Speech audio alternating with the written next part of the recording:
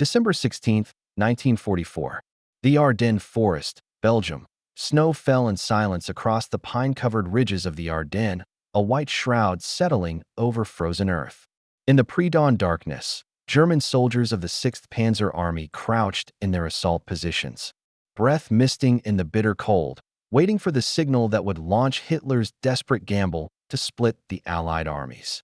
They had trained for weeks in secret assembly areas behind the Siegfried Line, rehearsing the timing, memorizing the routes through the forest roads that would carry them to the Meuse River and beyond. Many were veterans of the Eastern Front, men who had survived the meat grinder of Kursk and the fighting retreat through Ukraine. They knew what artillery could do to flesh and bone. They had lived through Stalin's organ concerts, those massed barrages of Katyusha rockets that turned the sky red and the earth into a churning hell. They had endured British concentrations at Caen and Normandy, the methodical, by-the-book bombardments that came like clockwork before each infantry push. But in the final briefings before the attack, their officers had told them something that seemed almost too important to be merely tactical advice. Avoid American artillery at all costs. Do not allow yourselves to be fixed in position. Keep moving.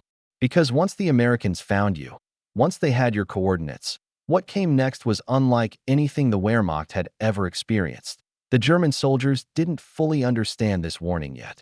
They would learn its meaning in the days ahead, written in fire and steel across the snow-covered fields of Belgium. By the time the Battle of the Bulge ended 6 weeks later, the myth of German artillery supremacy, a myth carefully cultivated since the Franco-Prussian War, would lie shattered like the burned-out hulks of King Tigers abandoned along the roads to Bastogne. The question that would haunt German after-action reports, prisoner interrogations, and post-war military studies wasn't why they had lost the Ardennes offensive. It was how the Americans had managed to bring down such devastating, coordinated firepower so quickly, so accurately, and in such overwhelming volume that entire German formations simply ceased to exist as coherent fighting units. This wasn't the artillery war the Germans thought they knew. This was something new. Something that combined American industrial might with a revolution in fire control that transformed artillery from a supporting arm into a decisive weapon of annihilation. This is the story of why German soldiers feared American artillery above all other firepower on the Western Front, and how that fear was rooted not in propaganda or perception, but in the cold mathematics of destruction. The German army entered World War II with what many military historians considered the finest artillery tradition in Europe. This wasn't empty boasting. German gunners could trace their institutional lineage back to Frederick the Great, through the innovations of the Franco-Prussian War, and into the sophisticated fire control systems of the Great War. By 1914, German artillery doctrine had reached a level of mathematical precision that allowed individual batteries to place shells within meters of designated targets using calculated firing tables and trained forward observers. The German 77mm field gun of World War I became legendary for its accuracy and rate of fire. During the Great Offensives of 1918, German artillery preparation reached levels of sophistication that the Allies struggled to match. Brief, violent barrages using gas and high explosive in carefully timed sequences designed to neutralize specific defensive positions before the stormtroopers went forward. This tradition carried into the Wehrmacht of 1939. The 105mm Luftwaffe 18 howitzer that formed the backbone of German divisional artillery was an excellent weapon, accurate and reliable. German forward observer training emphasized precision over volume. A single German battery could deliver harassing fire with remarkable accuracy, and German gunners took professional pride in their ability to drop rounds exactly where directed with minimal ammunition expenditure. But this emphasis on precision contained the seeds of limitation. German artillery doctrine focused on direct support of ground operations, with batteries assigned to specific divisions and corps. Coordination between different artillery units was possible, but required complex communications up and down the chain of command. If a German infantry battalion came under attack and needed artillery support beyond its organic divisional guns, the request had to go up through regiment to division, potentially to corps, then back down to whatever batteries were available and in range. This took time, often 30 minutes to an hour, sometimes longer if radio communications were disrupted or if the artillery units were engaged in other fire missions. The system worked adequately in the rapid maneuver warfare of 1939 and 1940, when German forces held the initiative and could plan their artillery support in advance. It worked less well in defensive operations or meeting engagements where speed of response mattered more than precision. By 1943, as the Wehrmacht found itself increasingly on the defensive on both Eastern and Western fronts, these limitations had become critical vulnerabilities. The Soviet approach to artillery was the opposite extreme. Soviet doctrine emphasized mass over precision, quantity over quality. Stalin called artillery the god of war, and the Red Army built entire artillery divisions, enormous concentrations of guns that could deliver barrages of stunning intensity but limited accuracy.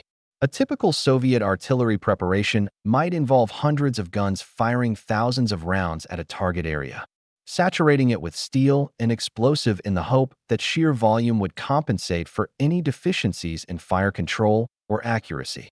German soldiers who survived Soviet bombardments described them as apocalyptic events, the earth itself seeming to heave and split under the weight of explosives, the noise beyond anything human senses could process. But they also noted that Soviet barrages were predictable, often following a set timetable that could be anticipated. Soviet forward observer training was less sophisticated than German, and the coordination between different artillery groups was often poor. A German unit caught in the open during a Soviet barrage faced a terrifying experience. But a German unit in prepared defensive positions with overhead cover often survived with surprisingly light casualties because the Soviet fire, while massive, was not precisely directed. The Soviets made up for this with sheer numbers. They built more guns, produced more ammunition, and accepted that inefficiency would be overcome by scale. British artillery doctrine occupied a middle ground. The British had learned painful lessons about artillery coordination during the Great War, and by 1944 they had developed a reasonably effective system of centralized fire control. British divisional artillery could be grouped under corps control for major operations, allowing multiple batteries to concentrate fire on single targets. British gunners were well trained, their equipment generally reliable, and their ammunition adequate. But the British system remained somewhat rigid, bound by doctrine and procedure.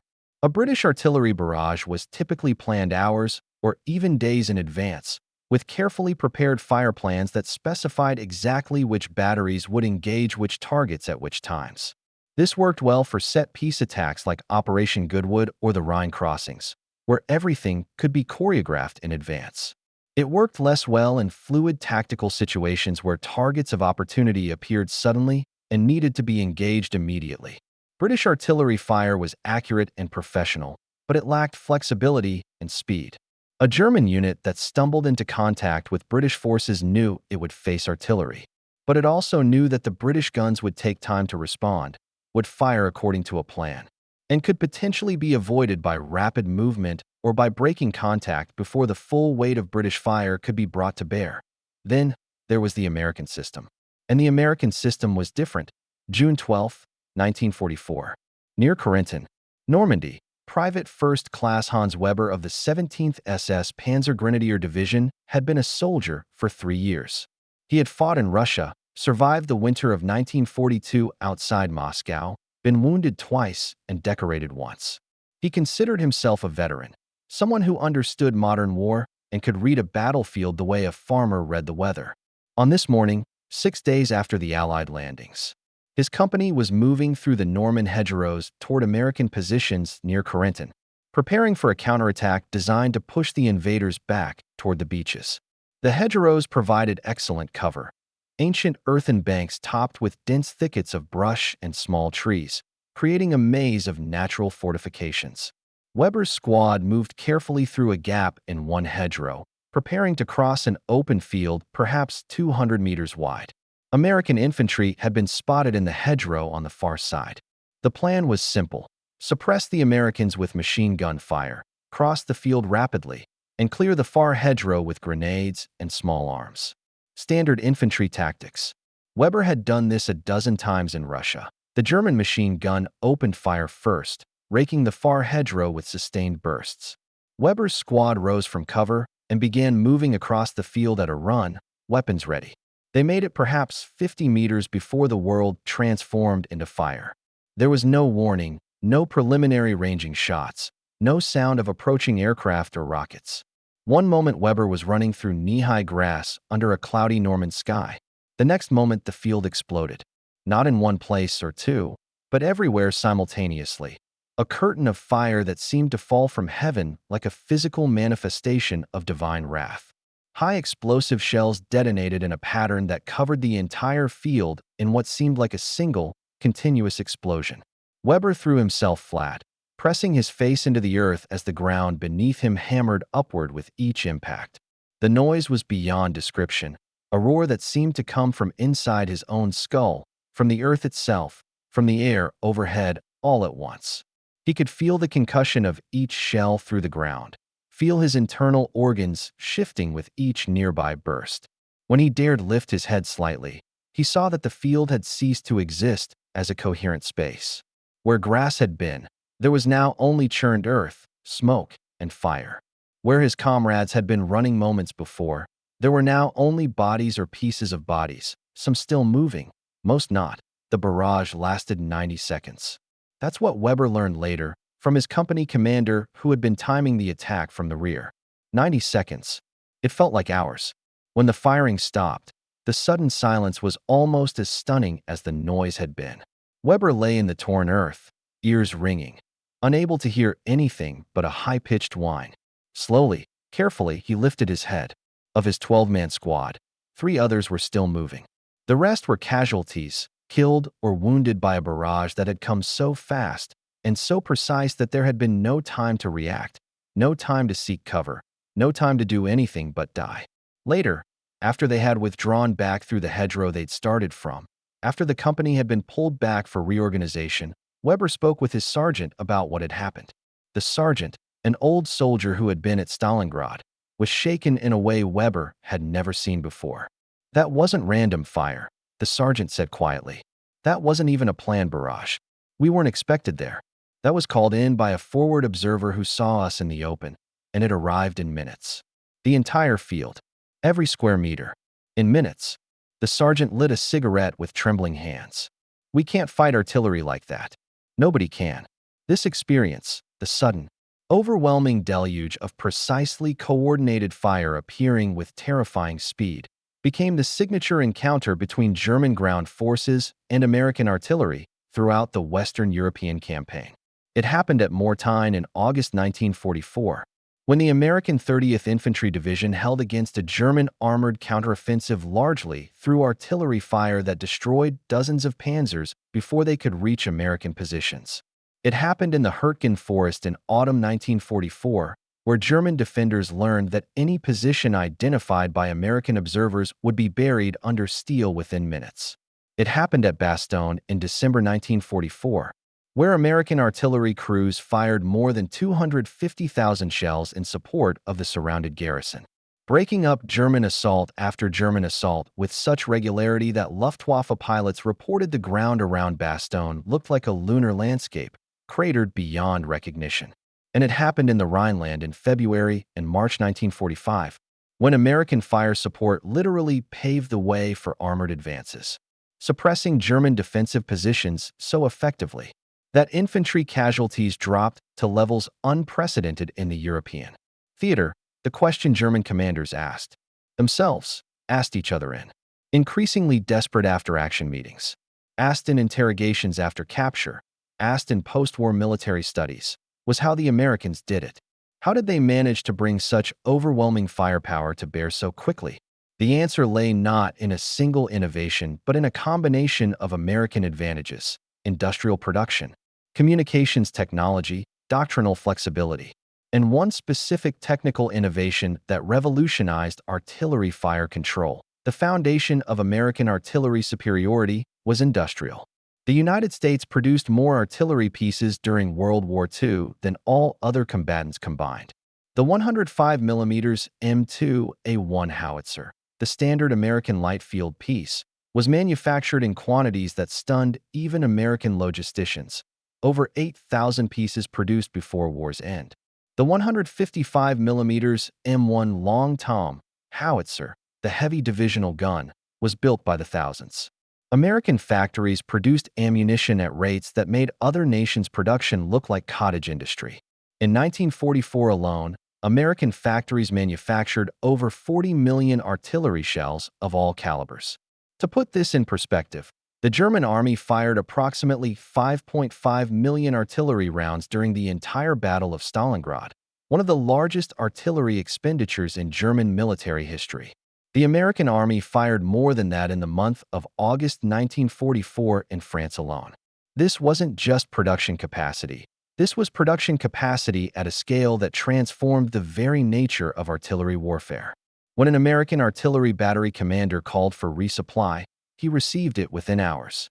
Ammunition was so abundant that American doctrine didn't require rationing or careful husbanding of shells the way German doctrine did.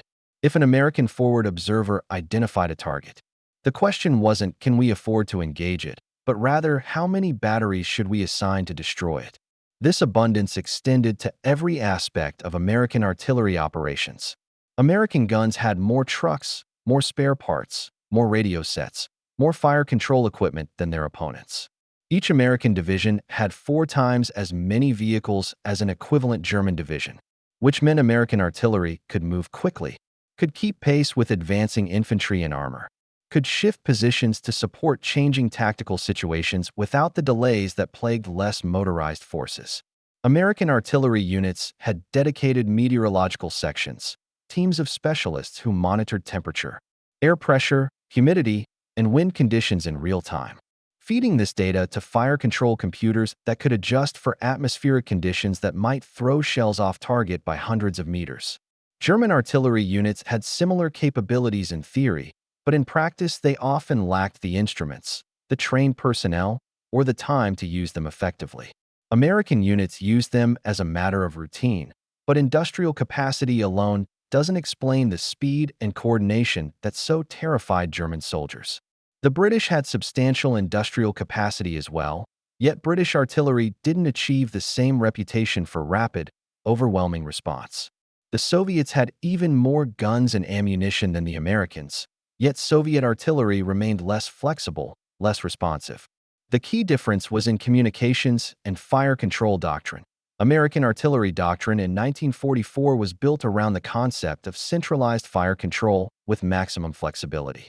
Unlike the German system, where artillery batteries were tied to specific divisions, or the British system where artillery was grouped under corps control for specific operations, the American system allowed any forward observer to call on any artillery within range, regardless of organizational boundaries.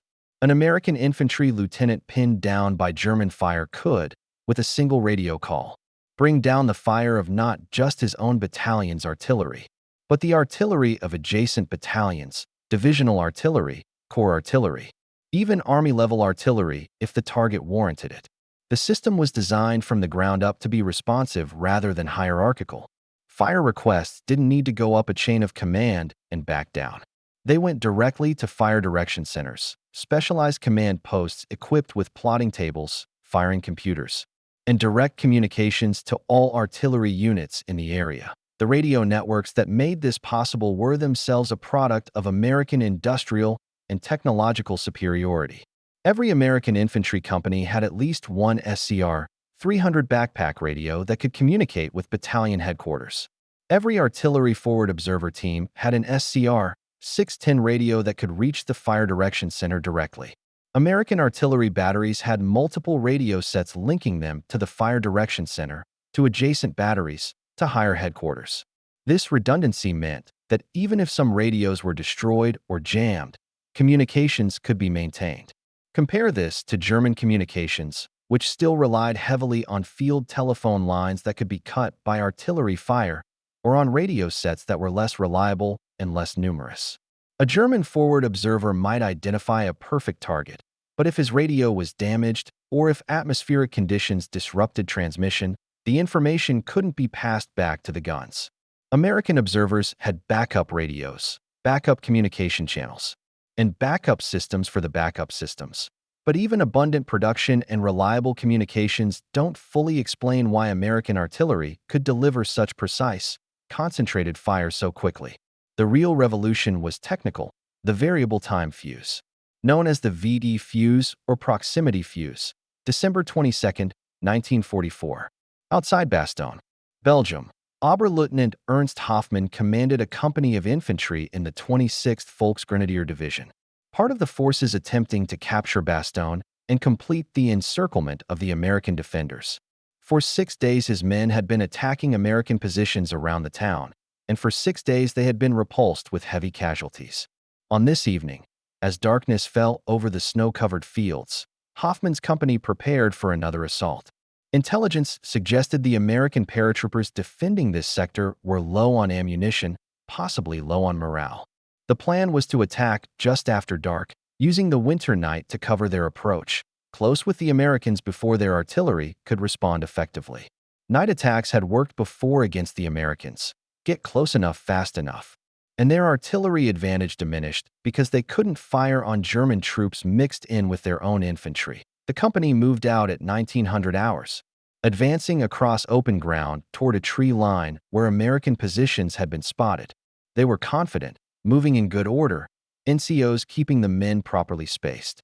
They had covered perhaps 300 meters when the sky above them began to sparkle. That was the only way Hoffmann could describe it later.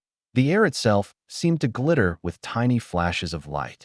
Then the detonations came, not on the ground where artillery normally burst, but in the air, perhaps 20 meters above the advancing infantry. Hundreds of explosions, each one sending fragments downward in a cone of steel that scoured the earth below. The airbursts were perfectly timed, each one detonating at precisely the optimum height to maximize casualties against troops in the open. Men fell in clusters, entire squads disappearing in seconds. There was nowhere to hide from airbursts. Foxholes that might protect against ground bursts were useless when the fragments came from above. Hoffmann threw himself flat, pressing into a slight depression in the ground, and waited for death. The barrage lasted 3 minutes. When it ended, Hoffmann's company had ceased to exist as a fighting formation. Of the 120 men who had started the assault, perhaps 40 were still combat effective. The rest were killed, wounded, or so badly shaken they couldn't function as soldiers. The attack was canceled.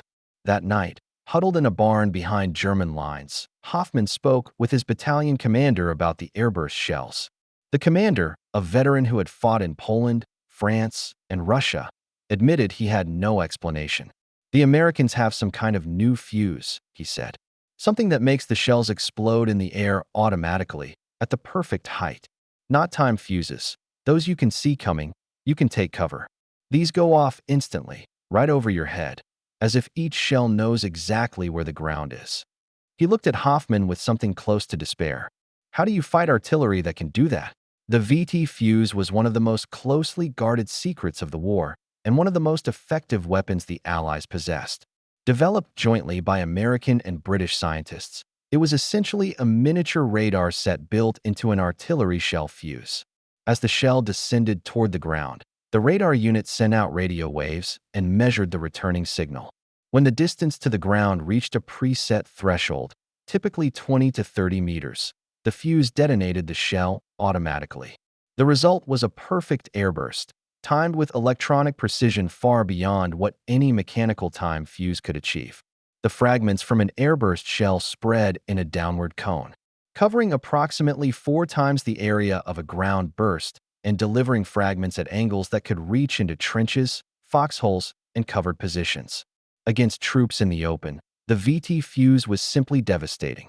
Against troops in field fortifications, it was 3 to 4 times more effective than conventional contact or time fuses. The Americans began using VT fuses in limited quantities in late 1944, first against German V-1 rockets where their effectiveness against aerial targets was dramatic, then against ground targets in the Battle of the Bulge. The shell casings were marked with standard designations to prevent German intelligence from realizing a new fuse type had been introduced. Strict orders required that VT fuse shells only be fired in situations where German forces couldn't recover unexploded rounds, over water, in areas that would remain under Allied control. or in such quantities that a few duds wouldn't matter. The Germans eventually captured some VT-fused shells and realized what they were facing, but by then it was too late. German technical intelligence determined that manufacturing the electronic components would require industrial capacity and precision that Germany no longer possessed. The VT fuse remained an American advantage for the rest of the war. When combined with the American system of massed, coordinated fire, the VT fuse turned American artillery into a weapon of extraordinary lethality. A time-on-target barrage, a standard American tactic where multiple batteries fired shells to arrive simultaneously on a target, was devastating with conventional fuses. With VT fuses, it became apocalyptic. Entire batteries of different calibers would fire from different locations at different times, each calculating their firing data so that all shells arrived over the target at the same instant. A German observer watching from a distance would see nothing for seconds or even minutes, no sign of incoming fire. Then suddenly the air above the target would erupt in hundreds of simultaneous airbursts, a cloud of steel fragments that appeared instantaneously and disappeared just as quickly, leaving behind only bodies and destroyed equipment. German soldiers called these barrages the American Death Cloud, or the Steel Rain. They learned to fear the sound of multiple batteries firing in sequence, because they knew what was coming even if they couldn't see it yet. The combination of industrial capacity, communications superiority, flexible fire control doctrine, and technical innovation created an artillery system that was qualitatively different from anything else in World War II. American artillery didn't just support ground operations. It dominated the battlefield in a way no artillery arm had done before. The statistics tell part of the story. American artillery units regularly achieved time from request to fire of 5 minutes or less, the time between a forward observer calling for fire and the first shells landing on target. German artillery averaged 15 to 20 minutes for the same task. British artillery was somewhat faster, but still typically took 10 minutes or more. Soviet artillery, for all its mass, was often even slower than German artillery in responding to specific fire requests. 5 minutes might not sound significant, but in tactical terms, it was the difference between life and death. A German unit that came under fire from American infantry and called for artillery support could expect to wait 15 minutes or more before their own guns could respond. By that time, the German unit would have been located by American observers and subjected to American counter-battery fire that arrived in 5 minutes. The Americans were consistently inside the German decision cycle, responding faster than German commanders could adjust. The effectiveness of this system is visible in casualty statistics. A comprehensive study of artillery effectiveness conducted by the U.S. Army after the war analyzed casualty data from multiple theaters. The study found that American artillery caused approximately 50% of all German casualties on the Western Front after D-Day. German artillery, by contrast, caused approximately 20% of American casualties. British artillery caused roughly 30% of German casualties, while Soviet artillery caused anywhere from 40 to 60% depending on the phase of the war and the sector analyzed. But raw casualty percentages don't tell the full story. What separated American artillery was its efficiency, the ratio of shells fired to casualties inflicted. American artillery achieved kill ratios roughly double that of German or British artillery, and 3 to 4 times better than Soviet artillery. This meant that not only did American guns fire more shells, but each shell was more likely to hit something valuable. The psychological impact of American artillery was, if anything, more important than the physical destruction it caused. German soldiers captured after major engagements repeatedly mentioned artillery as the factor that most affected their morale and will to resist. A comprehensive interrogation study of German prisoners taken in late 1944 and early 1945 found that when asked what aspect of American combat power they most feared, over 70% mentioned artillery first.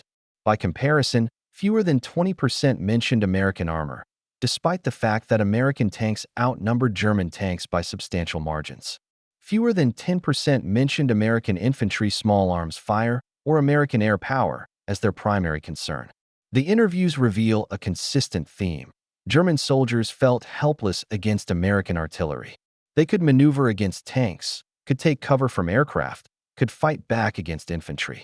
But against artillery that could find them anywhere, strike with precision within minutes, and deliver overwhelming firepower in barges that seemed to last forever. There was no defense except to retreat or surrender. This psychological dominance extended to German officers and commanders as well. After-action reports from German units engaged on the Western Front show an evolution in tactical thinking directly driven by fear of American artillery. German doctrine had always emphasized offensive action and rapid maneuver. By late 1944, German commanders on the Western Front were explicitly ordering their units to avoid any action that might draw American artillery fire. Attacks were canceled if American observers had good sight lines. Defensive positions were abandoned if they were in areas where American guns had range. Entire operations were planned around the assumption that American artillery would respond to any significant German movement within minutes, and that surviving that response would require either immediate withdrawal or accepting catastrophic casualties. German commanders didn't talk this way about British artillery, which they respected but didn't fear in the same visceral sense. They didn't talk this way about Soviet artillery, which they knew could be massive, but which they also knew could be avoided or endured with proper defensive preparation. American artillery was different. It was fast, accurate, flexible, and seemingly inexhaustible. March 7, 1945. The Remagen Bridge, Germany. When American forces of the 9th Armored Division unexpectedly captured the Ludendorff Bridge at Remagen intact, creating the first Allied bridgehead across the Rhine. German High Command recognized the strategic disaster immediately. Every available unit was rushed to the area to contain and destroy the bridgehead before it could be expanded. For 10 days, German forces launched repeated counterattacks against the American perimeter around Remagen, attempting to drive the Americans back across the Rhine. They failed utterly, and the single most important factor in that failure was American artillery. Within 48 hours of the bridge's capture, the U.S. First Army had positioned over 300 artillery pieces in range of the Remagen bridgehead, everything from 105mm howitzers to 240mm guns, arranged in carefully planned fire zones that covered every approach to the American positions. German units attempting to attack toward Remagen found themselves subjected to fire from batteries they couldn't see, located on the west bank of the Rhine or positioned in defilade positions east of the river. Forward observers positioned on the high ground around the bridgehead had clear sight lines for kilometers in every direction. When German formations assembled for attack, they were struck before they could even reach their jump-off positions. When German artillery tried to suppress American positions, they were located by sound ranging and radar and subjected to counter-battery fire that destroyed guns and killed crews with mechanical efficiency. A German artillery officer captured during the Remagen fighting later described the experience in interrogation. His battalion had been ordered to provide fire support for an infantry assault on the bridgehead. They had positioned their guns in a wooded area approximately 8 kilometers from the American perimeter, camouflaged carefully, maintaining radio silence. The battalion fired its first mission, a brief preparation barrage aimed at suppressing American observation posts. Within 4 minutes of the first German shell landing, American counter-battery fire arrived on the German position. The officer emphasized the number, for minutes. For minutes from the time his guns fired until the American shells began landing. We had fired perhaps 20 rounds total, he said. They fired what must have been 200 rounds at us. In 10 minutes our battalion was finished, half the guns destroyed, most of the crews killed or wounded, all our vehicles burning. We never even saw the American observers. We never heard their radio traffic. They just found us, calculated our position, and destroyed us. In 4 minutes. The officer, who had served in Russia and in North Africa, was asked if he had experienced similar counter-battery response from British or Soviet forces. He laughed bitterly. The British would have taken an hour to respond, if they responded at all. The Russians would have fired eventually, but they would have saturated the entire area with shells, hoping to hit us somewhere in the grid square. The Americans hit exactly where we were. For minutes. How do you fight people who can do that? By the spring of 1945, German artillery had effectively ceased to function as an offensive weapon on the Western Front. German guns still fired, still provided defensive support where possible, But the systematic attrition caused by American counter-battery fire had reduced German artillery to a shadow of what it had been. American artillery units maintained detailed maps showing the location of every German battery they had identified, tracked ammunition expenditure by German units to estimate supply status, even monitored radio traffic to anticipate German artillery movements. When a new German battery position was detected by sound ranging, by radar, by forward observers, or by signals intelligence, American fire direction centers assigned it a priority and scheduled its destruction. Some German batteries were engaged immediately with overwhelming fire. Others were monitored and left alone until they fired, then destroyed in counter-battery response. Still others were engaged methodically, day after day, until the German crews abandoned their positions or died in them. The mathematical efficiency of it all was itself demoralizing. German artillerymen understood that their survival was measured in fire missions. Each time they fired, they exposed their position, and each exposure increased the probability of American retaliation. Some German batteries resorted to firing only a few rounds before displacing, constantly moving to avoid counter-battery fire. This reduced their effectiveness to near zero while simultaneously exhausting crews who spent more time moving equipment than actually firing it. The Americans, by contrast, faced no such limitations. American artillery could fire continuously for hours, secure in the knowledge that German counter-battery response was weak or non-existent. American batteries fired harassment and interdiction missions around the clock, random shells dropped on road junctions, trail intersections, suspected German assembly areas, just to keep the Germans off balance and make movement dangerous. This harassment fire consumed enormous quantities of ammunition, quantities that would have been unsustainable for German or even British forces, but American logistics could supply shells faster than gunners could fire them. The psychological effect was cumulative. German soldiers in the line learned that nighttime was no safer than day, that rear areas were no safer than front lines, that movement drew fire as quickly as static defense. The omnipresence of American artillery created a kind of battlefield claustrophobia, a sense that there was nowhere safe, that death could arrive from the sky at any moment for no particular reason except that the Americans had shells to spare and German positions to target. There was one more dimension to American artillery superiority that deserves attention: the human dimension. American artillery crews were exceptionally well trained, and more importantly, they were confident in their equipment and their doctrine in a way that German or British crews often were not. An American gunner knew that if he did his job correctly, if he followed the firing data provided by the Fire Direction Center, if he loaded the correct charge, if he set the fuse properly, his shells would hit where they were supposed to hit. He knew this because the system worked consistently and repeatedly. German gunners by 1944 were often making do with ammunition of varying quality, fuses that were unreliable, guns that were worn out from excessive use and inadequate maintenance. They were firing with outdated firing tables because new tables required meteorological data they couldn't collect. They were working with forward observers who lacked proper optical equipment or reliable radios. A German gunner might do everything correctly and still see his shells land hundreds of meters off target because the ammunition was substandard or because the firing data was based on guesswork rather than proper calculation. This uncertainty bred hesitancy and undermined confidence. American artillery crews also benefited from a culture of aggressive, innovative fire support that was encouraged at every level. American forward observers were trained to call for fire early and often. American doctrine taught that it was better to fire at a suspected target that turned out to be nothing than to fail to fire at an actual target. This aggressive mindset, combined with abundant ammunition, meant that American artillery was constantly active, constantly searching for targets, constantly ready to respond. German doctrine was more conservative. Fire was to be carefully planned, ammunition conserved, targets verified before engagement. This conservatism was partly born of necessity. German ammunition supplies were limited and had to be husbanded carefully.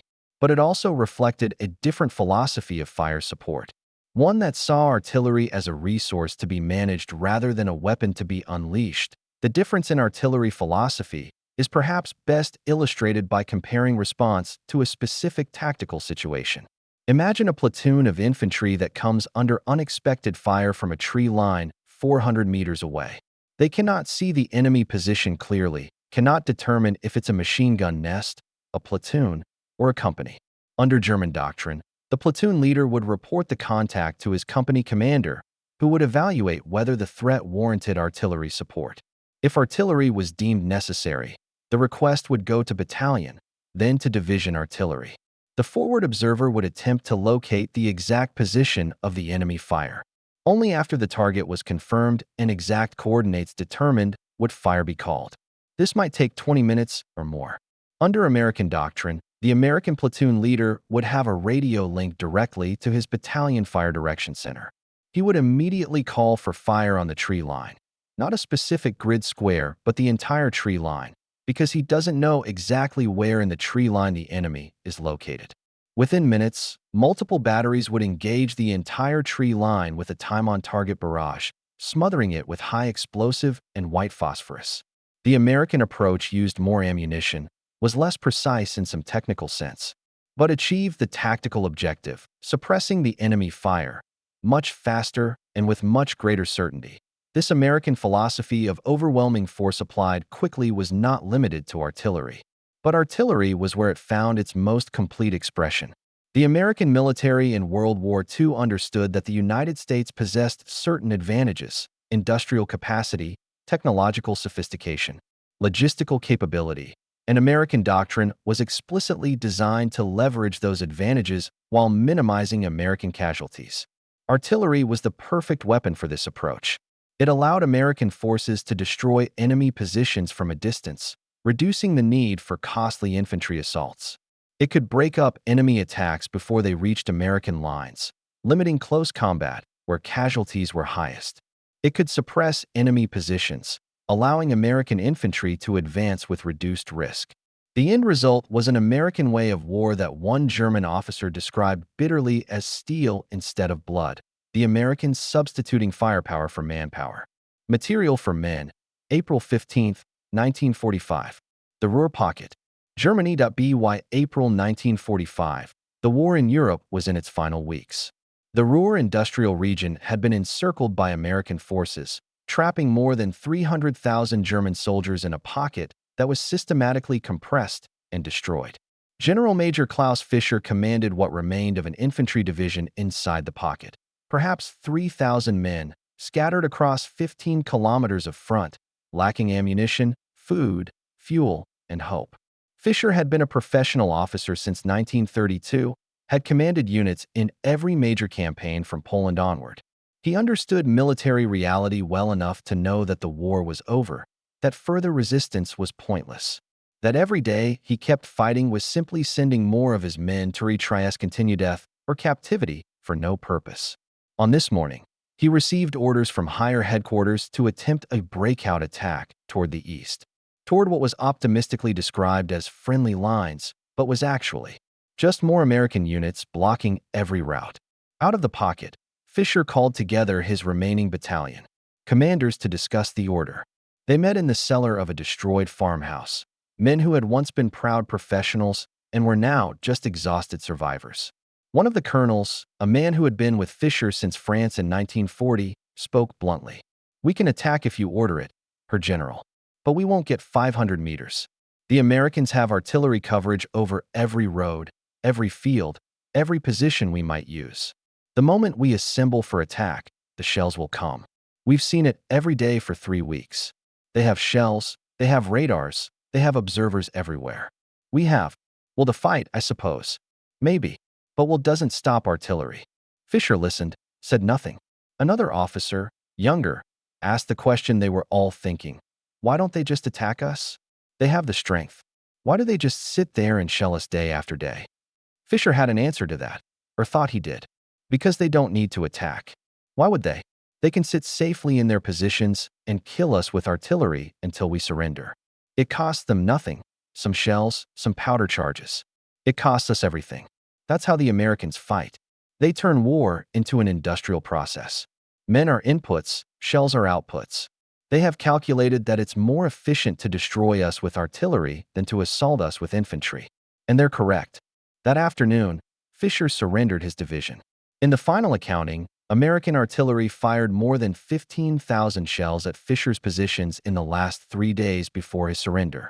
American casualties in the sector during the same period: 16 killed, 43 wounded, mostly from German sniper fire or scattered small arms fire. Fisher himself, in his post-war memoirs, devoted an entire chapter to American artillery. He compared it systematically to Soviet, British, and German artillery he had experienced, analyzing strengths and weaknesses with the professional detachment of a military scholar. His conclusion was unambiguous. The American artillery system was the most effective military organization I encountered in 6 years of war. Not the most powerful, that was probably the Soviet artillery. Not the most accurate, that may have been our own artillery at its best. But the most effective, the most dangerous, the one that most completely dominated the battlefield and denied us any opportunity to fight on our terms. If I were to design an artillery force from scratch, incorporating every lesson of the war, I would design something very much like what the Americans had in 1944 and 1945. They had solved the fundamental problem of modern warfare: how to find the enemy, fix him in place, and destroy him with firepower before he can react. Everything else, tanks, infantry, aircraft, was secondary to that. The story of why German soldiers feared American artillery above all other firepower is not a simple story of one side having bigger guns or more shells, though both were true. It's a story of systemic advantages compounding into overwhelming battlefield superiority. The Americans had more guns because they could build more guns. They had more ammunition because they could manufacture more ammunition and transport it to the front. They could respond faster because they had better radios and a doctrine that emphasized speed over hierarchy. They could shoot more accurately because they had the technical instruments to measure atmospheric conditions and calculate precise firing data. They could achieve devastating effects because they had technical innovations like the VT fuse that multiplied the lethality of every shell. And underlying all of this was an American approach to war that treated artillery not as a supporting arm, but as a decisive weapon, something that could win battles and campaigns. Largely on its own, German military culture had grown out of a tradition that emphasized maneuver, leadership, and the fighting spirit of individual soldiers. Artillery was important, but it was never seen as more important than infantry or armor. The Americans came from a different tradition, one shaped by their own civil war where industrial capacity had proven decisive, and by their entry into World War I, where they had seen the awful cost of infantry assault against prepared defenses. American military culture in World War II embraced technology and firepower as force multipliers that could reduce American casualties while destroying enemy combat power. Artillery fit this philosophy perfectly. It allowed American commanders to destroy German forces without exposing American soldiers to the risks of close combat. It turned battles into exercises in fire control and logistics rather than contests of individual fighting ability. The Germans never adapted successfully to this form of warfare. They couldn't, because adaptation would have required resources Germany didn't have and a military culture Germany couldn't create on demand. German forces in 1944 and 1945 fought with skill and determination, but they fought at a systematic disadvantage that grew worse with each passing month. Every German artillery battery destroyed by counter-battery fire was a loss Germany couldn't replace. Every German vehicle destroyed by artillery fire was a vehicle that wouldn't be replaced. Every German soldier killed by artillery was a trained man lost to an army that had already suffered casualties far beyond replacement capability. The Americans, by contrast, grew stronger. More divisions arrived from the United States. More artillery pieces came off American production lines. More ammunition piled up in American supply dumps. The arithmetic of attrition was inexorable, and American artillery was the instrument through which that arithmetic was executed in the end. American artillery superiority was not about any single factor, but about the integration of multiple advantages into a coherent system. German artillery was accurate, but slow and inflexible. Soviet artillery was massive, but imprecise and rigid. British artillery was professional, but methodical and bound by doctrine. American artillery was fast, flexible, abundant, accurate, and technically advanced. More importantly, American artillery doctrine empowered the lowest level of command to call for and receive fire support, creating a system where every infantryman with a radio had access to the most destructive weapon on the battlefield. This democratization of firepower transformed the tactical battlefield in ways that German commanders, trained in a more hierarchical military culture, struggled to understand or counter. The fear German soldiers felt toward American artillery was not irrational or the result of propaganda. It was a rational response to a weapon system that could find them anywhere, strike them with precision, and deliver overwhelming firepower faster than they could react. It was the fear of men who understood that the old verities of warfare, courage, training, tactical skill, had become insufficient in the face of industrial-scale destruction delivered with technological precision. A German soldier might fight bravely against American infantry, might even hold his position against American armor. But when the American artillery found him, when the shells began to fall in their precise, coordinated barrages, there was nothing courage or skill could do. There was only survival or death, determined by mathematics and chance and the endless supply of American shells. This was the reality that separated American artillery from all other firepower on the Western front. Not just that it was deadly, all artillery was deadly, but that it was omnipresent, inescapable, and seemingly infinite. Every German soldier in every position lived with the knowledge that American observers might be watching, that coordinates might be calculated, that fire missions might be planned. Every movement, every assembly, every defensive position was potentially the next target for a barrage that would arrive with terrifying speed and overwhelming force. This constant psychological pressure, maintained day and night, in offensive operations and defensive positions, in frontline areas and rear echelons, created a climate of fear that sapped morale and will to resist as surely as the shells themselves sapped combat power. The thunder that shook the Reich was not metaphorical. It was the physical, mathematical reality of American artillery, hundreds of guns firing in coordinated barrages, thousands of shells falling on target areas, millions of tons of steel and explosive delivered with industrial efficiency to destroy German combat power. German soldiers feared this thunder because they had learned, through bitter experience repeated across hundreds of battlefields, that it represented a form of warfare they could not match, could not counter, and ultimately could not survive. The Americans had transformed artillery from a supporting weapon into a war-winning instrument of systematic destruction. And in doing so, they had created the battlefield dominance that carried them from Normandy to the Elbe. Epilogue. There is a photograph, taken somewhere in Germany in the spring of 1945, that captures something essential about American artillery's dominance. The photograph shows a German position, a series of foxholes and trenches that had been carefully prepared, well-sited according to defensive doctrine, probably held by men who knew their profession and were determined to fight. But the position exists now only as a lunar landscape, every square meter cratered by shell impacts, the trees shattered to splinters, the earth torn and thrown about as if by some geological cataclysm. There are no bodies visible in the photograph because there is nothing left intact enough to photograph.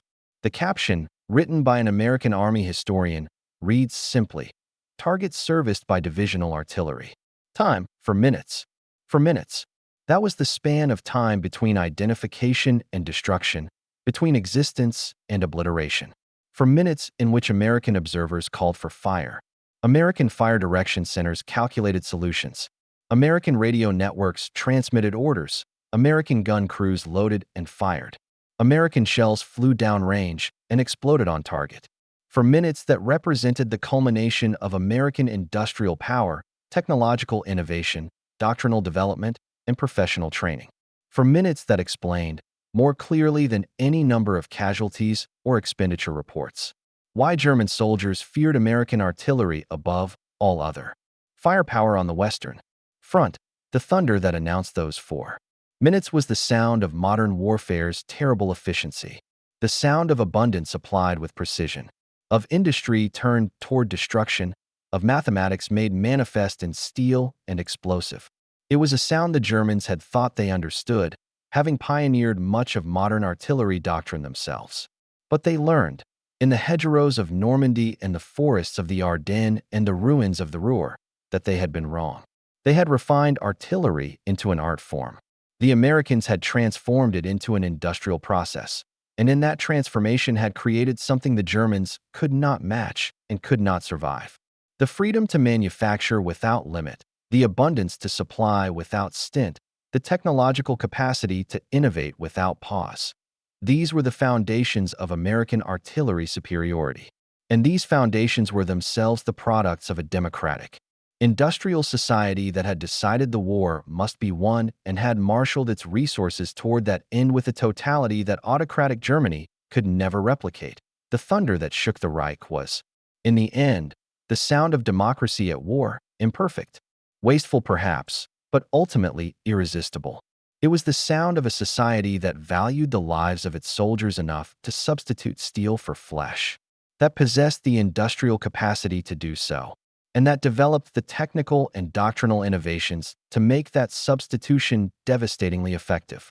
German soldiers feared that thunder because they understood what it represented, not just death from the sky, but the collision of their military excellence against an opponent who had transformed warfare itself into something their excellence could not overcome. In that fear, rational and born of experience, lay the truth that American artillery was not just a weapon but a symbol of industrial power, technological innovation, and the terrible efficiency of modern war waged without material limits. The shells have long since stopped falling. The thunder has faded into history, but the lesson remains, written in the memories of men who learned to fear the sky and in the records of a military system that achieved battlefield dominance through the simple but devastating combination of abundance and precision. American artillery in World War II was not the most powerful in history, nor the most accurate in some absolute technical sense. But it was the most effective, the most feared, and perhaps the most perfect expression of how industrial capacity, properly organized and intelligently applied, could transform the nature of warfare itself. That transformation, more than any single battle or campaign, explains why German soldiers feared American artillery, and why that fear was the most rational response to the most formidable weapon system they would face in 6 years of total war.